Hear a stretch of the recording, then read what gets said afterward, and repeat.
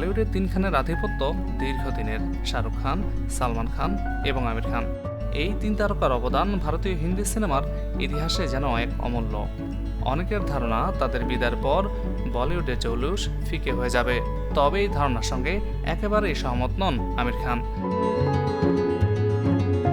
সম্প্রতি ইনস্ট্যান্ট বলিউডে দেওয়া এক সাক্ষাৎকারে আমির বলেন, আমরাই শেষ তারকা এটা একেবারেই ঠিক নয়। বর্তমান বা ভবিষ্যৎ প্রজন্মের অভিনেতারাও আমাদের পরে অনেকেই আসবেন, যারা বলিউডকে এগিয়ে নিয়ে যাবেন। সময়ের সঙ্গে সবকিছুই বদলায়। এই প্রসঙ্গ তুলে আমির বলেন, একদিন আসবে যখন আমাদের কোথাও কেউ মনে রাখবে না।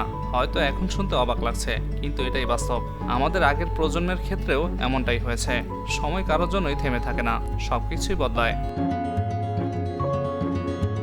শাহরুখ ও সালমানের সঙ্গে কাজ করা নিয়ে আমির জানান, একটি প্রজেক্টের বিষয়ে আলোচনা চলছে।